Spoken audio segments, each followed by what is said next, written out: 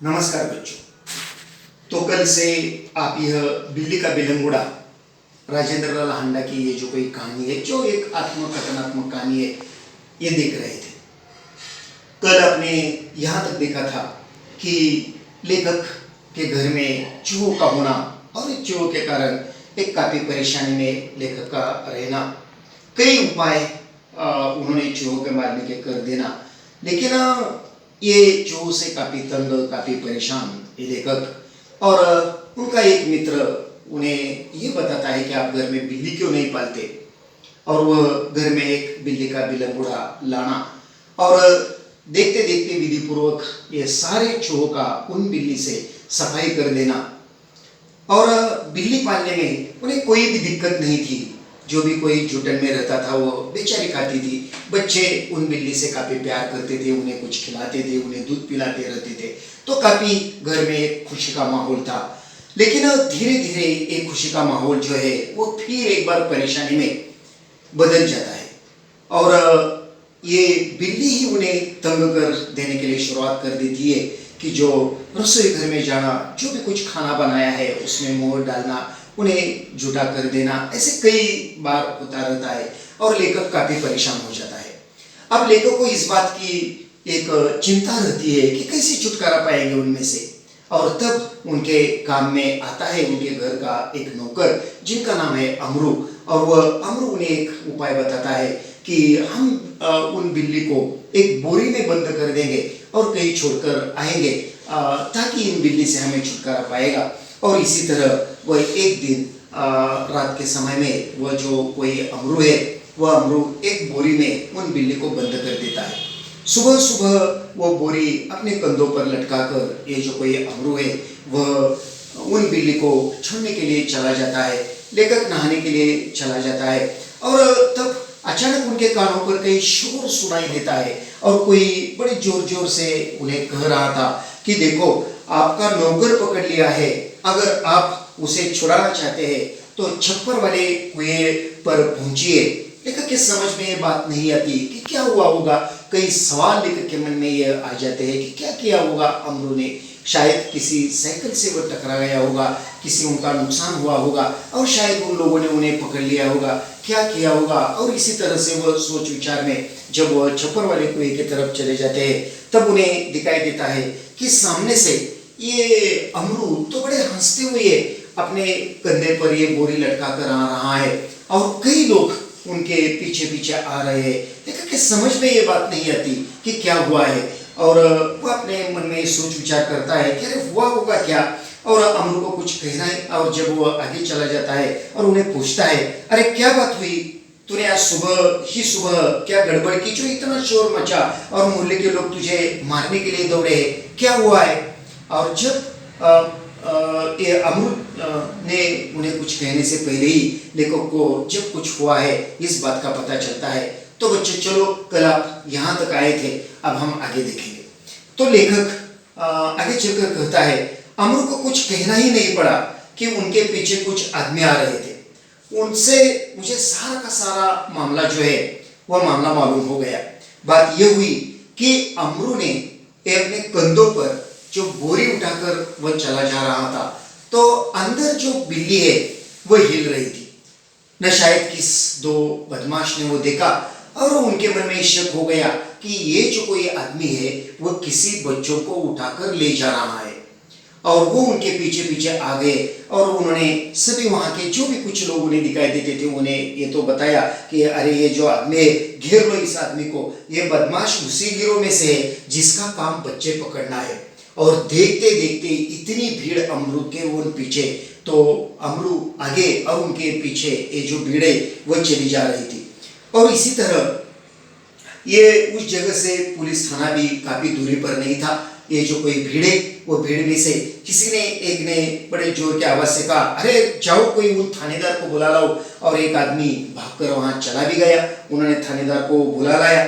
थानेदार को देखते ही एक उत्साही दर्शक ने अपने कुर्ते के भाई ऊपर चढ़ा ली और उन्होंने कहा, देखो दरोगा जी, ये ऐसा नहीं हो सकता कि आप इस बदमाश को चुपचाप यहाँ से ले जाए और कानूनी कार्रवाई करें। और आड़ में ही इसे हवालत के मजे लेने दे।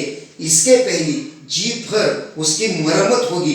गजब नहीं कि भरे मोहल्ले से बच्चे उठा लिए जाए। 2 दिन हुए पास वाली गली से एक बच्चा गुम हो गया है और आपको मालूम ही होगा कि देवनगर से तो कई बच्चे उठाए गए हैं। आप बाद में इसके साथ जो चाहे करें, पहले तो इसकी हम सारे मिलकर यहाँ पिटाई करेंगे।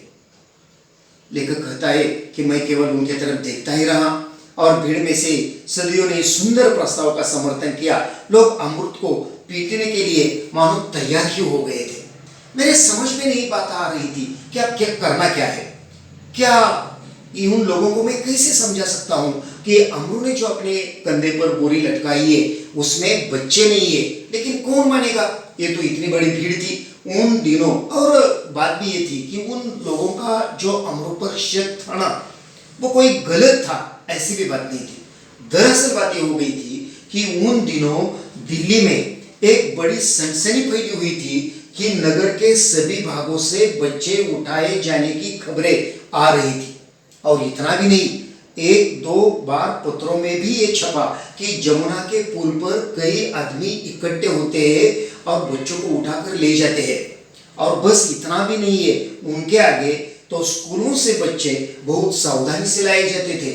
सारे के सारे दिल्ली में ये सनसनाटी फैल गई थी और इसलिए सारे के सारे जो बच्चों के माता पिता है वह काफ़ी घबराए गए थे। जब भी बच्चों को स्कूल से बड़े सावधानी से घर में लाया जाता था, बच्चों को पार्किंग में खेलने के लिए भी नहीं छोड़ते थे, तो मैदान की बात तो दूर ही रह गई। और इतना ही नहीं है, बच्चों का खेलना कूदना, गलियों में जाना, मैदानों में जाना, पार्किंग में जाना, सारा का सारा बंद पालक ने अपने अपने बच्चों का कर दिया था। और इतना भी नहीं, दिल्ली के नगर पालिका और संसद में भी इस बात पर कई सवाल जवाब खड़े कर दिए गए थे। और इसी तरह जो राजधानी के सभी नागरिकों की यह दिलचस्पी थी। और आश्चर्य की बात यह थी कि आश्चर्य की बात का लोगों ने अमरू पर संदेह क्यों किया, बल्कि इस बात का आश्चर्य मुझे लग रहा था कि इतनी घबराहट अगर दिल्ली में फैली हुई है तो उन लोगों ने अमरू की अब तक पिटाई क्यों नहीं कर दी थी। और इसी तरह यह सारी बात जो अमरू अपने कंधे पर ये बोरी लटकाए हुए खड़ा, उनके पास वो दरोगा जी आ गया है। सारी भीड़ ने उसे घेर ले लिया है। मेरे समझ में नहीं आ रहा था कि आगे अब क्या हो जाएगा। और इसी तरह अगर थानेदार और पुलिस का सिपाही वाला यहाँ न होता, एक बात तो जरूर थी कि अगर थानेदार और पुलिस सिपाही वहाँ नहीं होता तो ये लोग अमृत की इतनी पिटाई कर देते कि पूछो मत। थानेदार ने आते ही अमरू की कलाई पकड़ ली और उन्होंने कहा, बोल ये बच्चा तूने कहाँ से उठा लिया है और तू कहाँ ले जा रहा है, और बता देना तुम्हारे और साथी कहाँ है, और आज सबका सुराग लगा कर ही रहूंगा। आप लोगों ने इतना शोर मचाया है। और इसी तरह ये जो थानेदार है वह अमरू को धमका रहा था।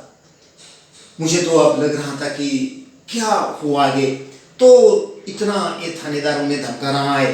लेकिन अमरू जो है वह अमरू ने बड़ी दबी आवाज में थानेदार से बोला, सरकार मैंने किसी बच्चों को उठाया नहीं और ना ही मैं कोई बदमाश हूँ।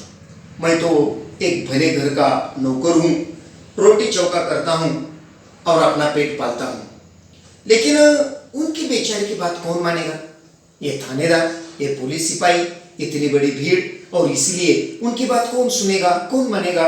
और इसलिए जो आदमी थानेदार को बुलाकर लाया था वह क्रोध में आकर उन्होंने कहा, क्यों बकता है बे दरोगा जी, ऐसे नहीं मानेगा, 2-4 बेत रसीद दीजिए।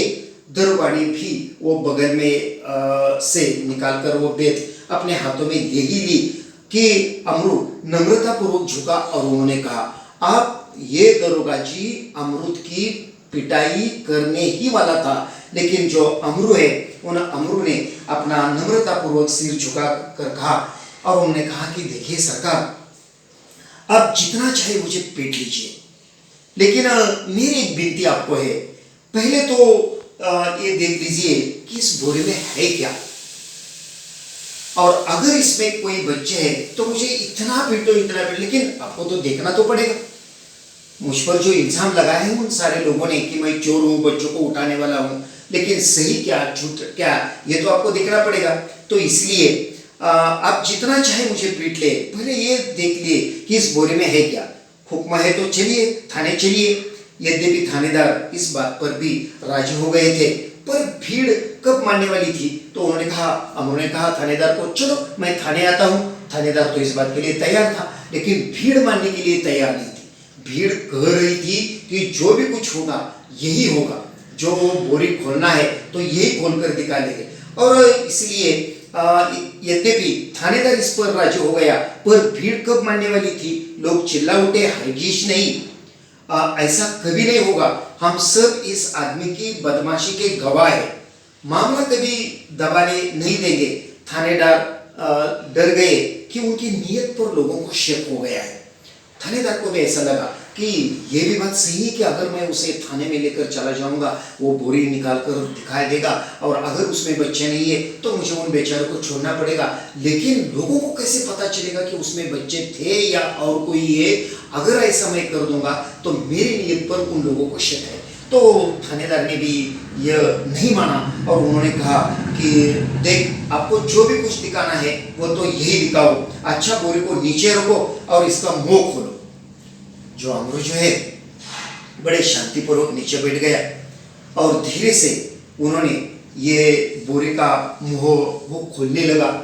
सारी की सारी भीड़ उसमें देख रही थी। ऐसे कई उनमें से लोग थे कि उन्हें ऐसा लग रहा था कि कब इनसे बच्चे बाहर निकाले, और उन अमरू की इतनी पिटाई करी, इतनी पिटाई करी, इतनी पिटाई करी, बस अपनी शूरता दिखाने का अब यही एक मौका है।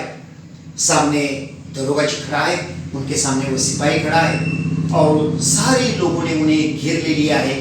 बेचारा अमरू बड़े नम्रता से नीचे बैठकर उन बोरे का मुंह खोल रहा है। और इसी तरह जैसे कि उन्होंने बोरी का मुंह खोला, और उसी वक्त एक बिल्ली का बिलंगुड़ा उनमें से छलांग मारकर उन भीड़ में से अपना रास्ता निकालकर न जाने कहाँ भाग गया। और वो जो बात है वह सारी भीड़ ने देख ली। और तब थानेदार भी ये समझ में ना आया कि अब क्या करें। और ये सारी बात देखकर अब थानेदार तो उन अमरू और भीड़ के कभी अमरू की तरफ देख रहा था, कभी भीड़ की तरफ देख रहा था। उनके समझ में भी नहीं आ रहा था कि अब क्या करें।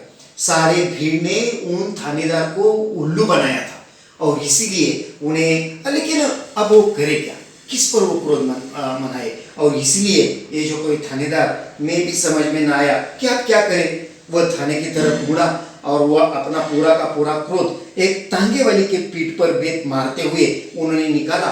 एक जोर सा बेत उन्होंने अपने तांगे वाली के पीठ पर मारा और उन्होंने कहा, अरे कैसा है तू, जानते नहीं कि रास्ते में तांगा खड़ा नहीं करना चाहिए। और इस प्रकार अपनी जेब मिटाने का यत्न करते हुए दरोगा जी चले गए और अमरू हंसता हुआ घर वापस आ गया।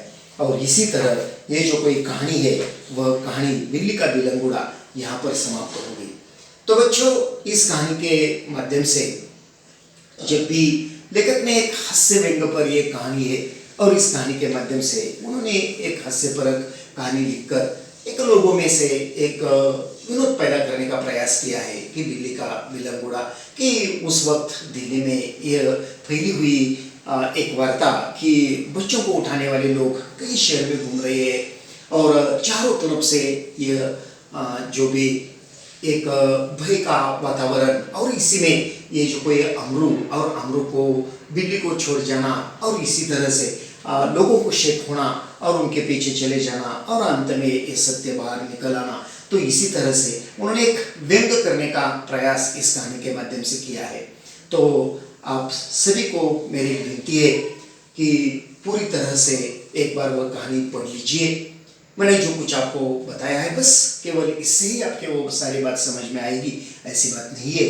किताब निकाल दीजिए, एक बार पूरी की पूरी कहानी पढ़ लीजिए, और जो भी स्वाध्याय उसके नीचे दे दिया है वह आपके नोटबुक में लिखना है।